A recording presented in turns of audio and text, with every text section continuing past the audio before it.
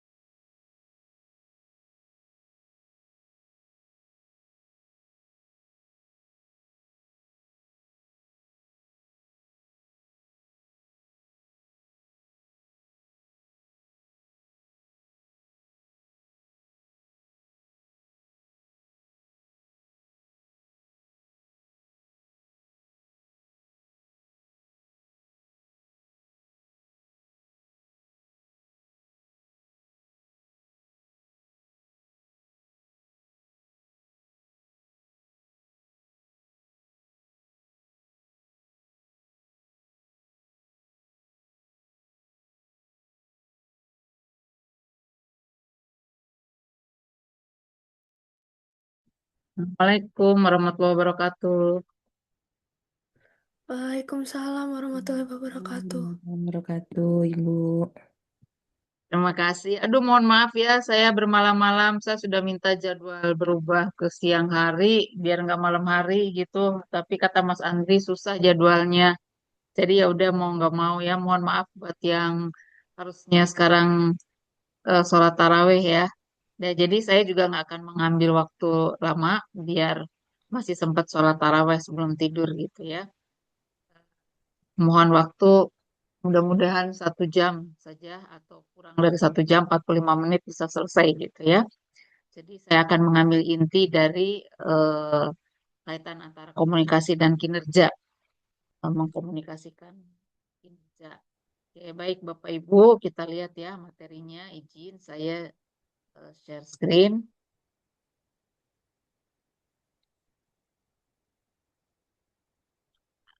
Oke, ya. Oke, komunikasi manajemen kinerja. Jadi intinya sebetulnya ilmu dasarnya komunikasi, tetapi spesifik di proses eh, atau penerapan manajemen kinerja. Nah, konsep dasarnya tetap, konsep dasar yang dipakai adalah bagan proses komunikasi secara umum. Jadi ada sumber informasi, ada channelnya, ada receivernya, begitu ya, ada feedbacknya. Nah, yang dipengaruhi oleh pengalaman masing-masing dalam berbagai kegiatan. Jadi, ini adalah ilmu dasarnya, bagaimana sumber-sumber itu kemudian dipersepsi oleh penerimanya sebelum dikaitkan dengan channelnya, gitu ya. Kemudian dipersepsi kembali sebelum diterima. Ini konsep dasarnya. Nah, dari konsep dasar ini, penerapannya di dalam komunikasi manajemen kinerja, gitu ya, karena tadi ada sumber dan ada penerima, tentu ada pertukaran informasi dalam konteks manajemen kinerja di organisasi, gitu kan ya. Karena di dalam organisasi sendiri kan ada proses komunikasi, terutama komunikasi internal. Nah, jadi komunikasi manajemen kinerja itu adalah pertukaran informasi, ide, dan umpan balik secara dua arah antara manajemen dan karyawan untuk menyelaraskan tujuan, meningkatkan produktivitas, dan menciptakan iklim kerja positif. Ini adalah salah satu konsep saja, bisa berbagai konsep yang pada intinya relatif sama gitu ya. Eh, yang konsep lain yang kita bisa tinjau adalah bahwa komunikasi manajemen kinerja itu merupakan proses berkelanjutan di dalam memberikan umpan balik, menetapkan tujuan, dan mengkomunikasikan harapan antara manajer dan karyawan untuk meningkatkan kinerja individu dan organisasi. Individu, tim, dan organisasi sebetulnya ya ada tiga. Ya, jadi kalau di sini disebutkan ini proses berkelanjutan gitu ya, karena memang akan setiap saat ditinjau, diproses, disiapkan kembali, dievaluasi, dan seterusnya. Nanti di bawah saya tunjukkan konteks bagaimana proses kinerjanya mungkin, meskipun mungkin di awal Bu Nini sudah menyampaikan, tetapi saya tunjukkan kaitannya yang memang eh, begitu erat dengan proses komunikasi di dalam mengelola manajemen kinerja, gitu ya. Ya, saya sudah singgung barusan bahwa komunikasi manajemen kinerja itu terjadi pada internal. Sebenarnya terjadi pada setiap tahapan atau siklus proses manajemen kinerja, ya, terjadi pada setiap tahapan atau siklus proses manajemen kinerja. Nah, kita lihat dulu ini. Komunikasi kinerja terjadi mulai dari persiapan, prerequisite, kemudian performance planning-nya, performance execution-nya, dieksekusi, gitu ya. Ketika penilaian, performance assessment, kemudian performance review-nya, sampai performance renewal and recontracting. Karena kalau di perusahaan pasti Bapak dan Ibu sudah sangat memahami ada kontrak gitu ya, antara karyawan dengan perusahaan. sebenarnya kontrak pada bagian dulu, tapi intinya itu kontrak untuk mendukung kinerja perusahaan tentu saja ya. ASN selama ini mungkin tidak ada kontraknya, tapi pada bagian ASN tertentu mungkin ada kontrak. Katanya IPB juga mau menetapkan kontrak individu, gitu ya. Jadi sudah nggak ada lagi tuh seperti ASN, sama aja kata teman-teman saya, Pak ini sih sudah di korporat gitu ya, bukan lagi di ASN. Ya, tapi intinya kira-kira begitu, ada kontrak ya, yang kemudian nanti kalau ditinjau secara berkelanjutan dari waktu ke waktu, tentu setelah dievaluasi ya, kinerjanya akan ditinjau kembali, kemudian akan ada kontrak ulang gitu ya. Nah, kan proses komunikasinya terjadi di setiap awal ini. Lebih jauh kalau dikaitkan dengan eh, detail dari proses yang terjadi tersebut, kan mulai dari planning, di sini ada setting goal dan pengukurannya ya. Kemudian establish and communicate elemen and standar-standar yang diperlukan gitu ya. Dikomunikasikan sudah jelas, berarti di sini memang ada proses komunikasi. Ketika monitoring, bagaimana performance diukur, kemudian dibagikan feedbacknya, diberikan feedbacknya.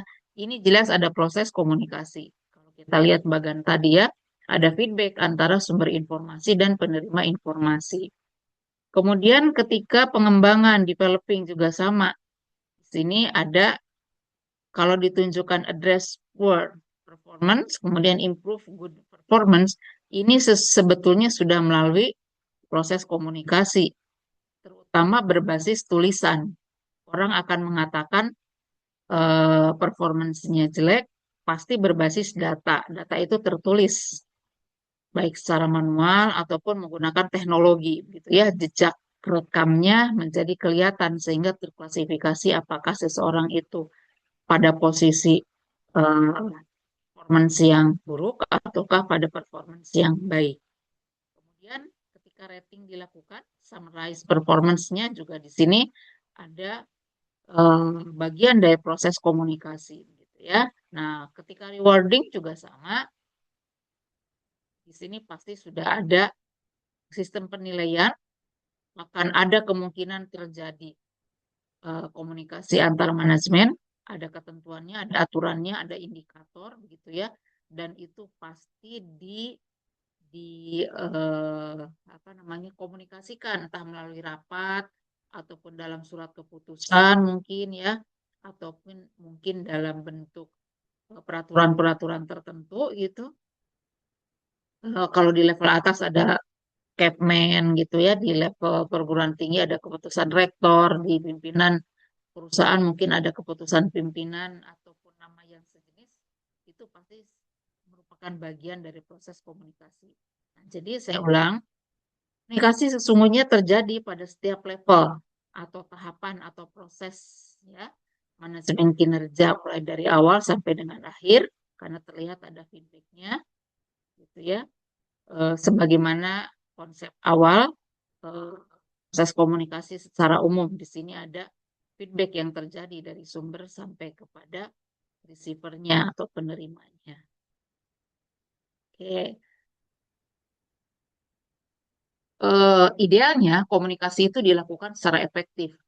Pasti akan ada indikatornya yang disebut sebagai efektif gitu ya, berpengaruh begitu.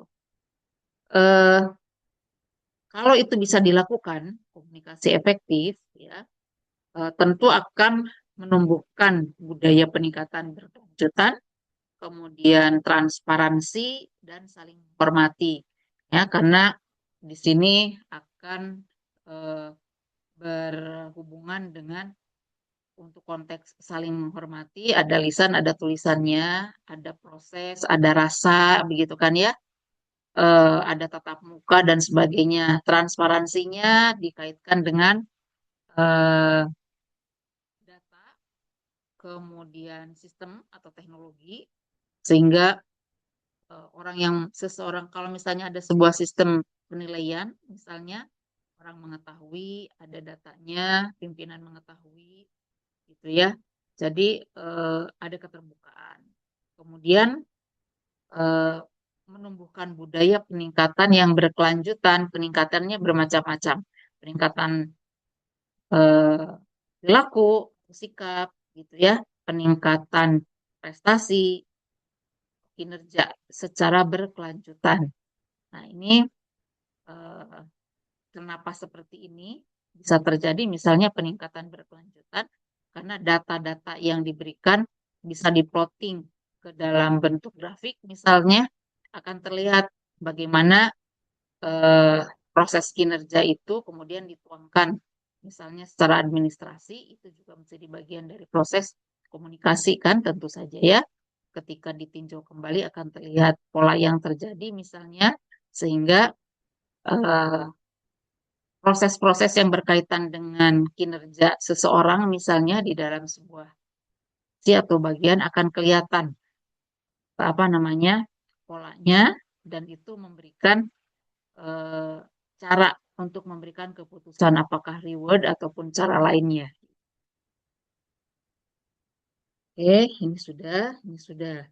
Contoh lain bahwa eh, komunikasi kinerja itu menjadi poin penting dan terlihat di dalam proses keseharian di dalam organisasi.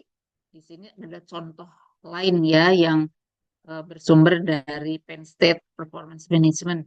Mulai dari setting goal, kemudian goal dan objektifnya, goal alignment-nya, feedback, performance kalibrasinya, sampai pada assessment-nya. Nah, semua bagian ini sangat erat kaitannya dengan komunikasi, baik lisan maupun tulisan, kemungkinan mungkin saja berhubungan dengan gestur gitu ya. Eh, jadi proses-proses ini memang erat kaitannya dengan bagaimana komunikasi terjadi. Jadi ini bagian dari mengkomunikasikan kinerja juga. Ya, kalau ditarik ke dalam eh, konteks strategis, karena tadi dihubungkan dengan siklus manajemen kinerja, ya manajemen kinerja itu akan terjadi, dipahami, diproses dengan baik kalau orang juga memahami keterkaitannya dengan perencanaan strategis perusahaan. Jadi mulai dari eh, strategic plan organisasinya dalam unitnya, kemudian didetailkan dalam bentuk job description untuk individu dan tim, semuanya berkaitan dengan proses mengkomunikasikan apa yang diinginkan oleh perusahaan dari visi, misi, tujuan perusahaan sampai strategi-strategi lainnya yang dibangun oleh perusahaan diturunkan ke dalam unit, ya strategi unit diturunkan, sebetulnya boleh saja nih ada satu lagi strategi operasional, tapi kalau bisa sudah diwakili oleh job description juga tidak apa-apa, bisa langsung ke sini di mana di dalamnya secara detail akan ada task atau tugas tertentu secara individu atau tim yang harus dilakukan, yang di backup juga oleh knowledge dan skill serta abilities yang lainnya gitu ya. Nah, ini semua kan dikomunikasikan sampai kepada eh, namanya kebutuhan individu yang berkaitan dengan kinerjanya. Jadi baik performanya itu dilihat dari hasil, dari behavior, dan dari developmental serta sebetulnya boleh saja ada tinjauan lain gitu ya. Kalaupun ada 4 dan 5, tapi secara umum ada 3 poin ini.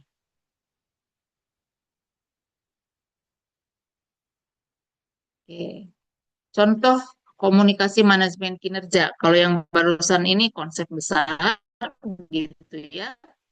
Nah, contoh praktisnya ini bisa tinjauan kinerja tahunan, pertemuan antara karyawan dengan supervisornya, komunikasikan apa yang akan dikerjakan oleh individu, misalnya di bawah supervisi seseorang sampai kepada manajernya, sehingga ada effort di antara dua pihak ini, ya, yang di situ membutuhkan kerjasama yang baik. Satu akan mengerjakan sesuatu dan si supervisornya memantau, memberi arah gitu ya, berkomunikasi.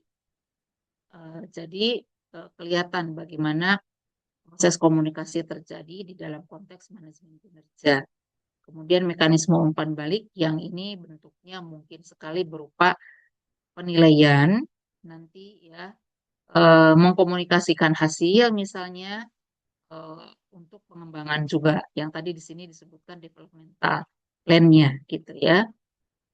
Nah, dewasa ini komunikasi manajemen kinerja ini diperkuat oleh kehadiran teknologi gitu ya, platform digital mampu melacak dan mengkomunikasikan kemajuan di dalam pencapaian tujuan atau di dalam menunjukkan kinerja individu, tim, sampai kinerja organisasi. Mulai dari organisasi yang sederhana sampai kepada organisasi yang kompleks, apa strukturnya gitu ya. Masing-masing lembaga kalau membangun dengan baik platform digital untuk apa namanya memproses manajemen kinerja tentu menjadi sangat baik karena semuanya akan tertata dengan rapi, terdata, akan memberikan kemudahan di dalam supply data begitu ya untuk bisa diambil keputusan dan dibaca performanya kira-kira seperti apa. Bu, punten Bu. Ya, Suaranya kadang gede, kadang kecil Bu. iya, Izin iya. dari Sebentar ya. device Ibu. Siap. Makasih, terima kasih diberitahu. Saya coba lebih dekat lagi ya. Ya memang karena eh, satu di kampung, dua saya cek di alat-alatnya itu merah, biasanya biru, ininya tandanya sinyalnya memang agak lemah gitu ya. Siap, Oke, siap. ya baik saya lanjutkan. Sistem manajemen kinerja mencakup 6 pertemuan formal antara bawahan dan supervisor. Eh, Apa nih namanya? Fokusnya adalah di pertemuan formalnya ini. Pertemuan itu komunikasi dua arah, gitu kan ya. Eh, di mana saja terjadi, mulai dari peresmian atau penentuan penggunaan sistem di dalam membangun eh, apa kinerjanya. Karena tadi saya sampaikan kalau sebuah organisasi sudah memiliki sistem penilaian kinerja tertentu, di situ akan ada apa nih namanya variabel yang dinilai, ada indikatornya, poin penilaiannya, gitu kan ya, sampai dilihat hasilnya, kemudian range hasilnya juga nanti akan kelihatan, sehingga terklasifikasi sebagai hasil yang baik, yang kurang baik, hasil klasifikasi lainnya sampai kepada memenuhi syarat atau tidak memenuhi syarat dan sebagainya. Sistemnya sudah terbangun gitu ya, kalau ditentukan syarat-syarat. Nah, ini udah ada komunikasi karena mulai dari sini saja berarti antara individu dengan supervisor kalau di dalam perusahaan harus dibangun, mau ditentukan fokus ke arah mana. Nah, kemudian di dalam penilaian diri ini juga terjadi proses komunikasi. Eh, Teman-teman yang sudah menerapkan konsep penilaian kinerja dengan metode 360 derajat kan ada sisi penilaian dirinya ya, yang kemudian juga ini akan dilengkapi oleh penilaian dari pihak lain. Gitu. Kemudian tinjauan kinerja klasik ini juga bagaimana metode ya, olahan-olahan data dari hasil penilaian dilakukan. Ini juga ada komunikasinya. Kemudian dalam penetapan tujuan pasti ada komunikasi, di dalam rencana pengembangan pasti, di dalam tinjauan prestasi atau gaji juga sama, ada komunikasi. Jadi di 6 pertemuan formal untuk membahas kinerja secara fisik, proses, kemudian bantuan teknologi sampai kepada rewardnya, ini semuanya berkaitan dengan komunikasi kinerjanya. Kira seperti itu. Ya. Nah, eh,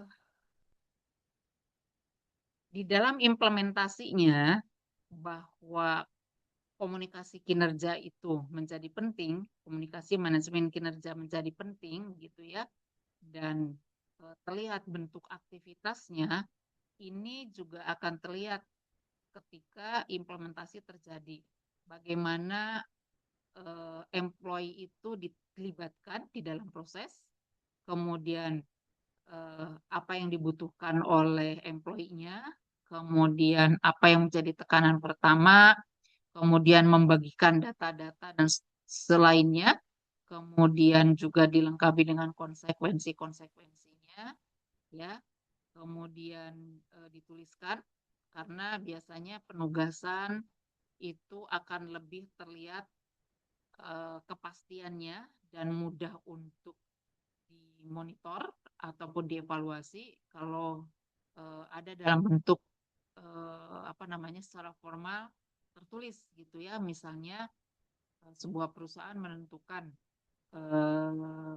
menggunakan sheet tertentu yang berisi tujuan, metode, kemudian kompetensi apa yang harus di apa namanya miliki seseorang, sampai batas mana dia mampunya dan seterusnya. Ini biasanya secara tertulis. Kemudian proses lain juga yang menyertainya secara tertulis ada di dalam kegiatan manajemen kinerja, dan itu menjadi bagian penting dari komunikasi yang mungkin saja di situ mengandung efek-efek yang berkaitan dengan barrier tertentu di dalam komunikasi, gitu ya. Sampai kepada bagaimana sang pengawas, manajer atau supervisor ini mesti melakukan penilaian. Kalau di sini dikatakan say it and then say it again, ini sebetulnya karena proses yang terjadi itu tidak bisa diungkapkan hanya sekali, sangat mungkin membutuhkan pengulangan yang membuat orang menjadi semakin memahami apa yang dimaksudkan di dalam perintah yang berkaitan dengan penilaian kinerja, gitu ya. Nah, kalau dilihat dari manfaatnya, baik ya, manfaat komunikasi kinerja manajemen menjadi lebih baik, kemudian kerjasama tim meningkat, karena di sini kan terjadi kesulitan gitu ya, solid satu dengan yang lainnya. Kalau komunikasinya baik, kan semuanya terbuka, semuanya berlapang hati, melakukan proses komunikasi dan kinerja yang menjadi baik kan akhirnya gitu ya, dan mungkin sekali prestasi menjadi meningkat. Feedbacknya semakin terbangun, kemudian moral karyawan juga berpotensi meningkat dengan baik karena biasanya ada keterikatan atau involvement yang baik sehingga memotivasi orang juga untuk sama-sama berprestasi ya melalui konteks moral. Ingin berbuat baik begitu kan ya, eh, karena ada sinyal-sinyal penerimaan atau dihargai oleh orang lain sebagai bagian dari proses komunikasi. Kemudian keterlibatan karyawan semakin besar, kepercayaan antar tim semakin meningkat. Ini di antara manfaat komunikasi kerja. Praktek terbaik untuk komunikasi manajemen kinerja. Memastikan kejelasan dan konsistensi di dalam pesan di semua tingkat organisasi. Kembali ya Bapak dan Ibu, dasarnya itu sebetulnya adalah dasar konsep bagaimana proses komunikasi yang apa namanya tadi saya perlihatkan di awal. Bagian proses komunikasi mulai dari pemberi pesan dan berakhir di penerima pesan gitu ya. Kalau disebutkan pastikan kejelasan dan konsistensi di dalam pesan. Ini kan terlihat eh, dihubungkan dengan teori adanya keharusan bahwa pesan itu disampaikan oleh sumbernya dengan baik. Bina dialog terbuka dan konstruktif di mana umpan balik diberikan dan diterima. Ini proses yang tadi juga sudah menyangkut kepada penerima dan memberikan respon atas pesan yang diberikan oleh sumber informasinya.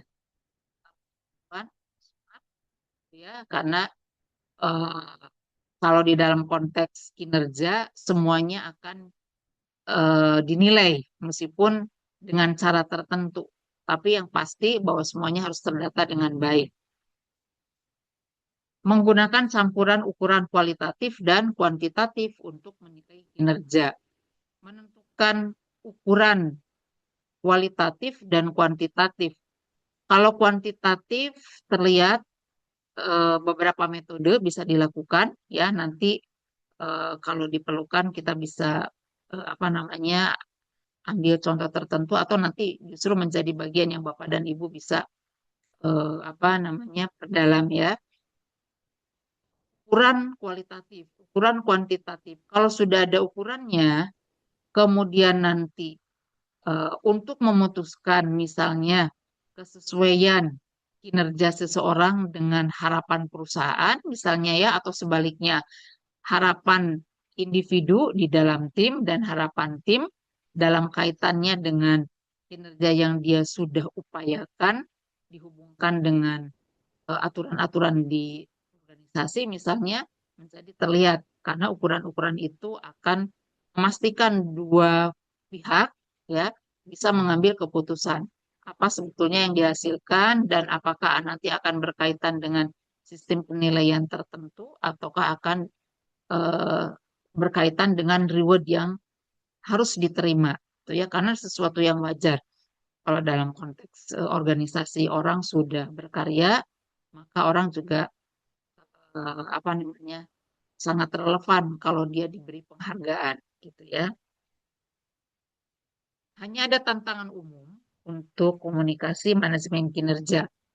Akan ada resistensi ya, terhadap umpan balik atau perubahan dari karyawan atau manajer. Sekali lagi, saya yakin Bapak dan Ibu yang sudah memanfaatkan sistem yang ada di perusahaan, misalnya tadi saya sebutkan metode penentuan kinerja dengan teknik 360 derajat, itu mungkin sekali mengandung resistensi tersendiri. Tapi kalaupun ada sistem lain, misalnya penilaian kualitatif, begitu ya, ini juga bisa berpotensi menimbulkan resistensi tersendiri, perlawanan tersendiri, gitu ya. Atau sistem yang misalnya konvensional. Dulu ASN misalnya dinilai 9 poin, salah satunya diantaranya kesetiaan misalnya gitu ya. Eh, Kesetiaan dinilai berapa nih dari 1 sampai 9. Saya termasuk orang yang pernah protes dengan urusan kesetiaan ya Bapak dan Ibu. Karena misalnya saya kasih contoh begini. Saya sudah bekerja misalnya eh, 10 tahun gitu ya. Setiap tahun kan kita dinilai. Kalau oleh pimpinan pertama misalnya sudah terjadi pergantian pimpinan.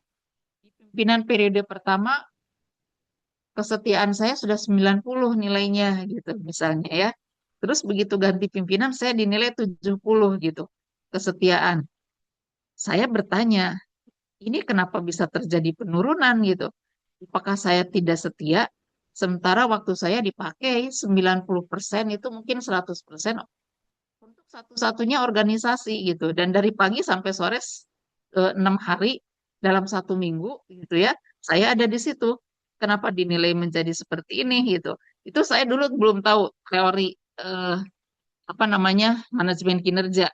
Tetapi sebagai bentuk praktek gitu ya, bahwa itu terjadi sangat mungkin.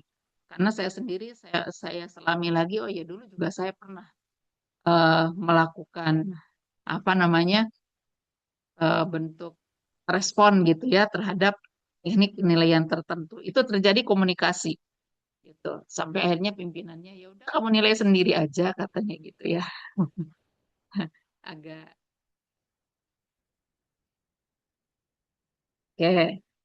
Tantangan lain memastikan proses dianggap adil dan objektif. Nah, ini berkaitan dengan contoh yang tadi ya Bapak Ibu menjadi tantangan tersendiri untuk memberikan penilaian misalnya karena nanti akan memberikan dampak eh, apa namanya respon dari orang yang dinilai misalnya di dalam metode penentuan atau penilaian kinerja tertentu. Kemudian menyeimbangkan kebutuhan akan evaluasi formal dengan manfaat umpan balik informal yang berkelanjutan. Ini juga tantangan umum karena di dalamnya banyak proses-proses yang mungkin terjadi benturan selain terjadi kesepakatan, gitu ya. Itu nanti di antara tantangan umumnya. Nah, ada satu bagian fenomena di dalam proses bisnis yang berkaitan dengan manajemen kinerja dan komunikasi tentu saja. Untuk frontliner tim pun frontliner individu kalau memang hanya satu orang gitu ya. Orang yang berkomunikasi dengan secara langsung, frontliner kan artinya dia langsung melakukan proses komunikasi sebagai bagian dari perusahaan dengan pelanggan misalnya, dengan konsumen gitu ya, atau dengan mitra perusahaan, itu ada komunikasi. Nah, konteks komunikasi ini menunjukkan bagaimana proses kerja dilakukan dan berkaitan dengan capaian-capaian tertentu oleh orang tersebut. Capaian ini yang dimaksudkan kaitannya dengan organisasi gitu ya. Harapan-harapan yang diusung oleh perusahaan dan individu sendiri di dalam proses bekerjanya menjadi bagian dari penentu kinerja. Nah, jadi komunikasi ini menunjukkan peran mereka yang ada di garis depan begitu penting. Kemudian ini real berkaitan dengan kinerja ya, dan itu menjadi poin yang akan memberikan dampak bagi konsumen maupun bagi perusahaan gitu ya. Kira-kira seperti itu keunikannya. Sebetulnya sih bagian lain juga bisa dideskripsikan dengan pola yang sama. Kalau misalnya di dalam organisasi tersebut terjadi komunikasi antara pihak internal dengan eksternal yang lainnya.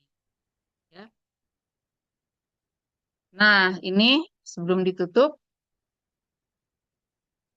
ada 4 tipe gaya komunikasi yang sangat mungkin mempengaruhi proses-proses yang terjadi, sehingga tadi menimbulkan tantangan tersendiri. Mungkin ada resistensi, gitu ya. Mungkin ada sambutan yang baik, misalnya antara karyawan dengan yang dinilai tentunya dengan manajemen tertentu yang menilai, atau antara bagian yang satu dengan bagian yang lain gitu.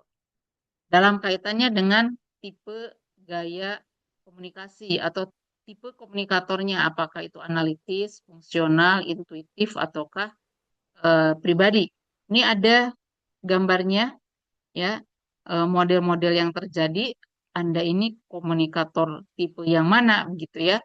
Yang di sini ada karakteristiknya, tapi kecil sekali sebetulnya. Kalau diselami bisa ya, ini cuman nggak cukup. Misalnya sebagai contoh yang paling banyak disenangi, personal communicator misalnya, membangun komunikasi yang baik secara personal itu ditunjukkan oleh penekanan kemampuan personalnya, relationship-nya di dalam berkomunikasi misalnya. Tapi kalau misalnya uh, functional communicator ini biasanya membangun komunikasinya dengan karakteristik yang disebutkan di sini. Fokus pada proses, gitu ya. Carefully think. Kemudian eh, bagaimana dia cara berkomunikasinya, connect-nya dan seterusnya ada di sini ya. Kemudian yang analytical communicator, karakteristiknya use the data. Nah, kalau sudah bicara data yang menjadi basis di dalam proses komunikasi, mengimplementasikan kinerja, memonitor, memberikan penilaian, misalnya begitu ya. Kira-kira apa yang harus dilakukan dan bagaimana memprosesnya dengan baik gitu, sehingga komunikasi antara satu dengan yang lainnya, karyawan dengan manajer misalnya, atau satu tim dengan tim yang lainnya menjadi harmonis. Nah, mangga dipelajari ya. Eh, ini bukan untuk diperdebatkan, tetapi untuk difahami saja bahwa secara konsep ada tipe gaya komunikasi ini yang mungkin berlaku atau mungkin sekali terjadi, sehingga perlu dipahami agar tidak terjadi konflik yang eh, memberikan dampak yang negatif. Kira-kira seperti itu ya, Bapak dan Ibu. Nah, sudah selesai materinya kira-kira itu ya, banyak tapi mengandung sesuatu yang harus disikapi lebih lanjut. Ada Bapak dan Ibu menerima materi yang berhubungan atau materi yang fokus ke komunikasi nggak? Misalnya komunikasi bisnis gitu. Ada nggak? Nggak ya? Sampai saat ini belum ada ya Mbak Santi ya. Oh Belum ya, ada oke. Bu. Ya, belum, Bu. Oh ya, ya. Eh, saya di sini tidak memberikan teori komunikasinya ya, Bapak Ibu, tapi bagan ini sebetulnya sudah menunjukkan bagaimana proses itu terjadi, meskipun nanti ditambah dengan komunikasi di komunikasi bisnis itu bagaimana penggunaan channel-channel di dalam berkomunikasi eh, di dalam proses bisnis, usernya, source-nya itu siapa yang melakukan komunikasi, bagaimana caranya, menggunakan apa, bagaimana diterima konsumen, misalnya konsepnya sama kira-kira seperti itu ya. Komunikasi menggunakan apa namanya fisik secara langsung tatap muka ataukah komunikasi menggunakan media atau sampai kepada digital sekarang menggunakan AI begitu ya. Kira-kira sih prosesnya sama, itu yang akan dibahas. Tetapi di sini konteksnya ini secara spesifik diterapkan di dalam eh, komunikasi manajemen kinerja gitu ya.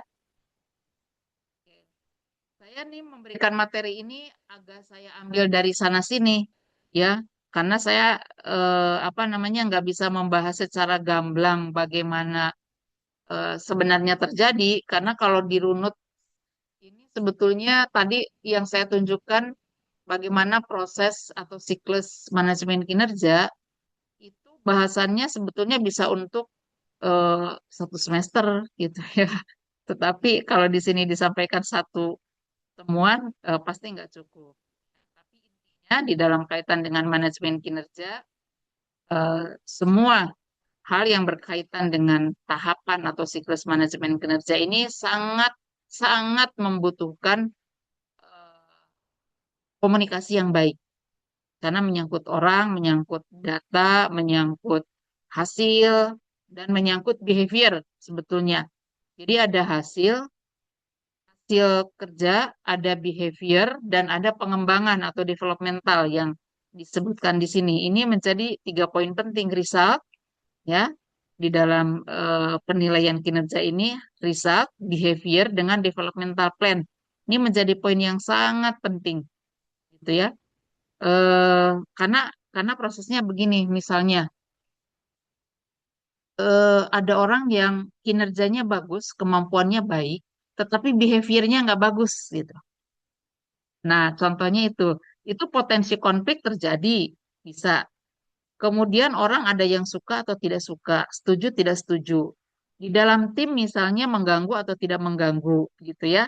Nah, itu contoh-contoh bagaimana apa ya proses terjadi dan bisa berkaitan dengan kinerja, baik kinerja individu sendiri, kinerja tim sampai kepada kinerja organisasi. Ada teknik penilaiannya sendiri yang di situ juga berkaitan dengan kebijakan, tentu saja karena harus diambil keputusannya nanti kira-kira hasilnya seperti apa gitu ya.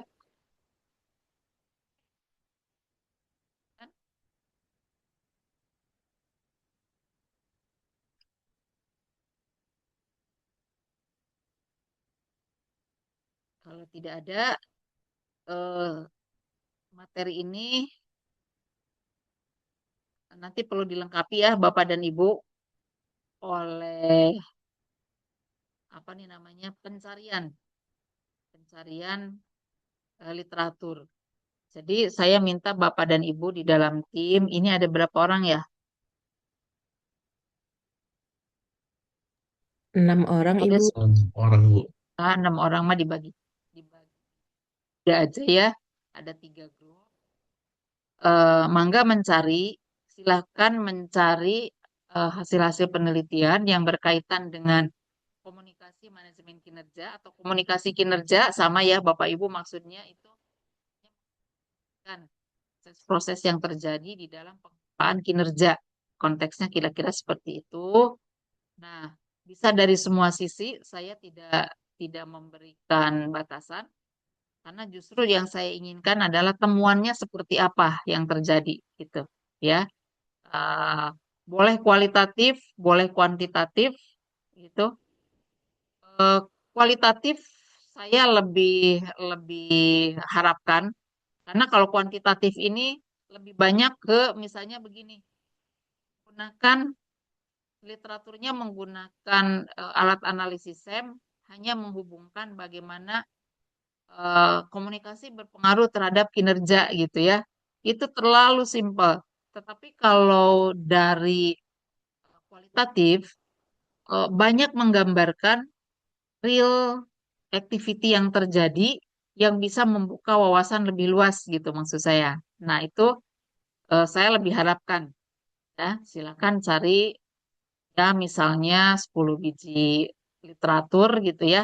Nanti diresum saja, kemudian Bapak dan Ibu bikin presentasinya. Nanti saya minta mempresentasikan ininya eh, hasilnya.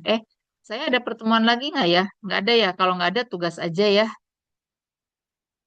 Kayaknya saya cuma 2 kali ya, nggak 3 kali ya. Ya, gitu ya. Jadi dituliskan saja, kalau seperti itu dibikin resumnya. Kira-kira seperti apa hasilnya. Bisa dipahami ya? Boleh saya ulang Bu untuk konfirmasi Bu? Ya, mangga. Ya, jadi ini ada 6 orang, masing-masing kelompok terdiri dari 2 orang ya Bu ya. Ya. Kemudian mencari paling tidak misalnya 10 literatur gitu, hasil Mm-mm. penelitian terkait penilaian kinerja atau komunikasi Bu ya. Komunikasinya spesifik manajemen kinerja. Maaf Bu, gimana? Ya, secara spesifik komunikasi manajemen kinerja saja. Ya, oke. Komunikasi Mm-mm. manajemen kinerja ya Bu, berarti. Mm-mm. Kemudian Ya. untuk temuannya seperti apa, batasannya tidak diatur, tidak ada, boleh kualitatif, prefer Mm. kualitatif ya Bu ya, atau kuantitatif gitu Ya, ya Bu ya. ya, Pak. Jadi saya lebih lebih lebih berharap banyak kualitatifnya ya. Ya. Untuk Bu, untuk dikumpulkan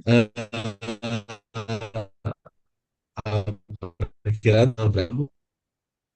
Boleh 2 minggu, boleh, silahkan. Baik Bu. Iya, oke. Izin, Bu. Jadi nanti kalau ya, Berarti ini dalam bentuk paper ya, Bu ya? ya kecil saja ya. Ada ketentuan misalnya minimal atau maksimal berapa halaman gitu, Bu? Terserah, Oh, mangga bebas ya, Bu. Ya. secukupnya saja. Yang penting simpel tapi padat ya, daripada banyak tetapi tidak jelas. Baik, Bu. Iya, oke. Jadi nanti insya Allah nggak ada ujian spesifik karena Bapak dan Ibu sudah saya kasih penugasan ya, gitu. Ah, oke, sudah bisa dipahami ya Bapak Ibu sekalian. Terima kasih banyak atas atensinya. Saya mohon maaf sekali lagi ambil waktu malamnya. Silakan kalau mau melakukan aktivitas ibadah bagi yang akan melanjutkan untuk sholat tarawih dan yang lainnya ya. Terima Mohon kasih, Bu. maaf atas segala kesalahan ya. Ya, saya tutup ya. Terima kasih. Selamat istirahat. Assalamualaikum warahmatullahi wabarakatuh. Waalaikumsalam. Assalamualaikum Waalaikumsalam. warahmatullahi wabarakatuh. Terima kasih Bu. Terima Oke, kasih, Bu. izin. Terima kasih, Sama-sama. Bu.